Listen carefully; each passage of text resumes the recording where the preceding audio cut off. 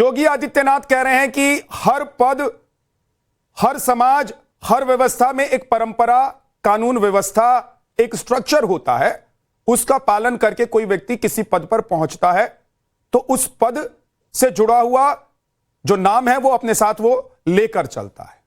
क्या आप लोगों ने भी अब मूड बना लिया है कि अगर योगी आदित्यनाथ कहेंगे कि शंकराचार्य कोई भी नहीं लिख सकता तो योगी आदित्यनाथ से प्रूफ मांगेंगे? भाई योगी बनने के लिए किसी से कोई सर्टिफिकेशन की जरूरत तो होती नहीं है। जी ऐसा है, योगी आदित्यनाथ को भी ये बताना पड़ेगा कि वो योगी हैं कि नहीं है। योगी आदित्यनाथ को भी सिद्ध करना पड़ेगा वो हिंदू हैं कि नहीं है।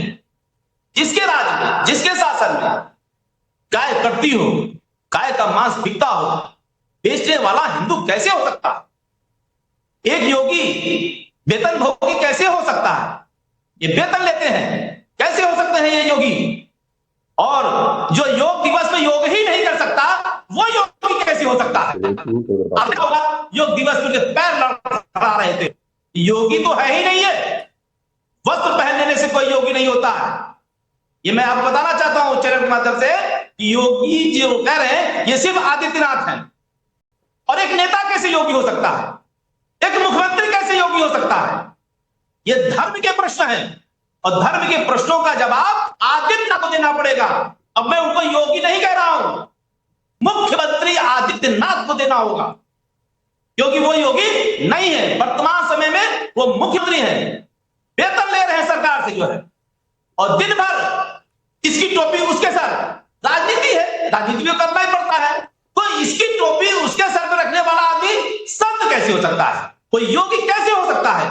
जो राजनीति कर रहा है, दिन भर बुरा भाग बता रहा है, इसको जोड़ो उसको तोड़ो, ऐसे करो, वो कैसे संत हो सकता है? वो तो योगी राज नहीं हो सकता। योगी राज जी, की परिभाषा तो आप योगी आदित्यनाथ से सर्टिफिकेट मांग रहे हैं, वो हिंदू नहीं है। आप योगी आदित्यनाथ से सर्टिफिकेट मांग रहे हैं, लेकिन अभी मुक्तेश्वरानंद जी शंकराचार्य हैं या नहीं है, इसका कोई सर्टिफिकेशन है कि नहीं है? इसका सर्टिफिकेशन आदित्यनाथ का वो ट्विटर हैंडल है। जब जगत गुरु शंकराचार्य जी गोरक्षनाथ मंदिर में गए थे तो इन्होंने अपने ट्विटर हैंडल से लिखा है कि जगत गुरु शंकराचार्य ज्योतिष पीठाधीश्वर गोरक्ष पीठ में आए और उन्हें पूजन अर्चन किया। तो फिर ये झगड़ा किस बात का? तो फिर ये झगड़ा किस बात का? स्वामी अभिमुक्तेश्वरानंद उनके यहां भी यही सोचकर गए होंगे कि योगी हैं, योगी ने उनका स्वागत किया और वीडियो डाल दिया, पोस्ट कर दिया कि शंकराचार्य आए हैं। तो फिर ये झगड़ा क्यों कर रहे हैं आप लोग? ये सनातन वर्सेस सनातन का विवाद क्यों खड़ा कर दिया आप लोगों ने?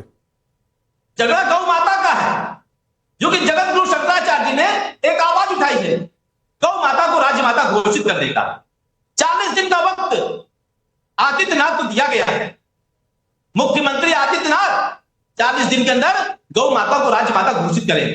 जैसे महाराष्ट्र की सरकार ने, एकनाथ शिंदे की सरकार ने गौ माता को राज्य माता घोषित किया, वह एक प्रमाण है, वह एक नजीर है। अगर ये गौ माता को राज्य माता 40 दिन के अंदर घोषित करेंगे तो हम मानेंगे सनातनी है। अगर आप ये चाहते हैं योगी राज जी, अगर आप ये चाह रहे हैं कि गौ माता को राज्य माता घोषित किया जाए, योगी सरकार घोषित करे, तो फिर योगी जी से आप सर्टिफिकेट क्यों मांग रहे हैं कि वो योगी हैं, सन्यासी हैं कि नहीं है? जिससे आप कह रहे हैं कि आप मुख्यमंत्री हैं, आप प्रदेश में गौ माता को राज्य माता घोषित कर दीजिए, उसी से सर्टिफिकेट मांग रहे हैं।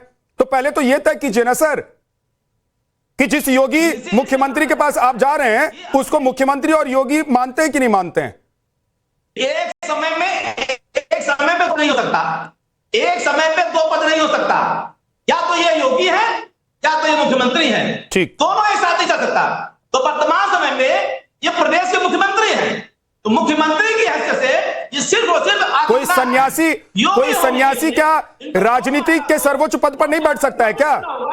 सनातन परंपरा में कहीं, मुझे एक जवाब दीजिए योगी सरकार जी, योगीराज सरकार जी, आप तो सनातन परंपरा को मुझसे बेहतर जानते होंगे। क्या सनातन परंपरा में कोई सन्यासी, कोई योगी राजनीति के सर्वोच्च पद पर नहीं बैठ सकता क्या? उन्होंने तो दावा नहीं किया कि वो शंकराचार्य हैं, इसीलिए वो राजनीति में नहीं रह सकते या राजनीतिक पद पर नहीं रह सकते हैं।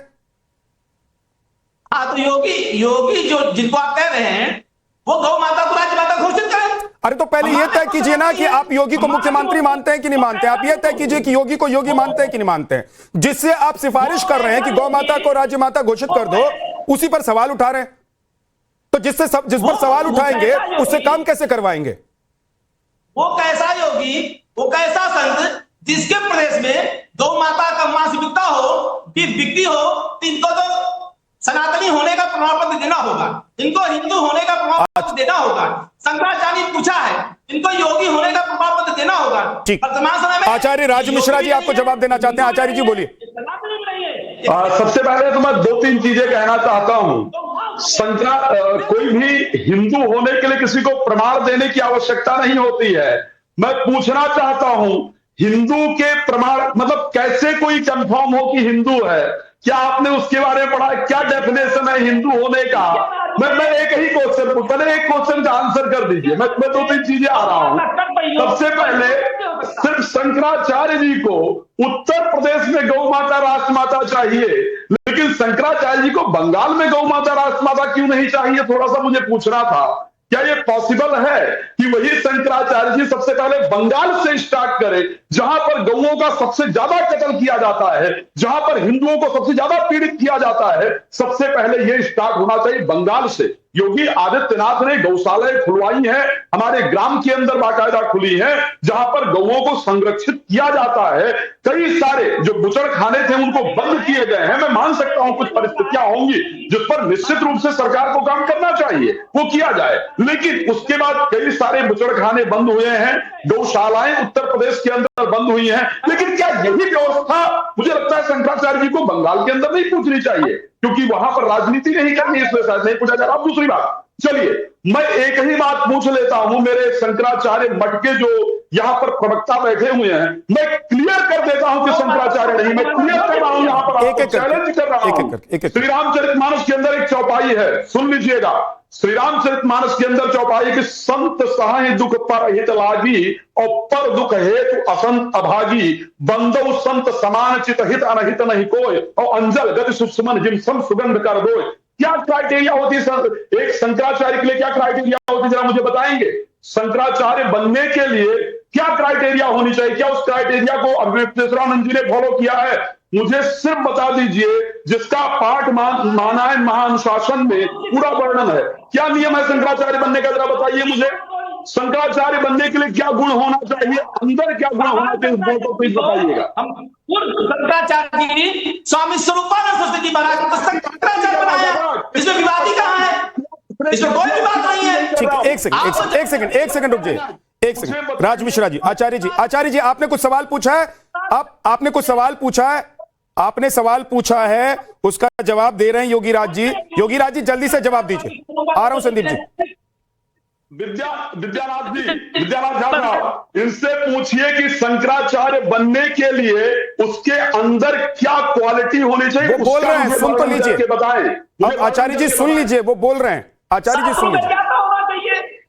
वेद का ज्ञाता होना चाहिए, शास्त्र की ज्ञाता है, वेद की ज्ञाता है, धर्म की ज्ञाता है, दंडी सन्यासी है, और गुरु ने अपने शिष्य को गुरु यही होना चाहिए, यही सीख करके आए हो। जो वेद के 6 अंग हैं, कौन कौन से अंग हैं, उसका ज्ञान होना चाहिए। और सबसे बड़ा ज्ञान जो शंकराचार्य के लिए परंपरा होती है, जिसने, सुन लीजिए, जिसने अपने इंद्रियों को काबू में कर रखा हो, जो आत्म संयमी हो, यह ध्यान रखिएगा।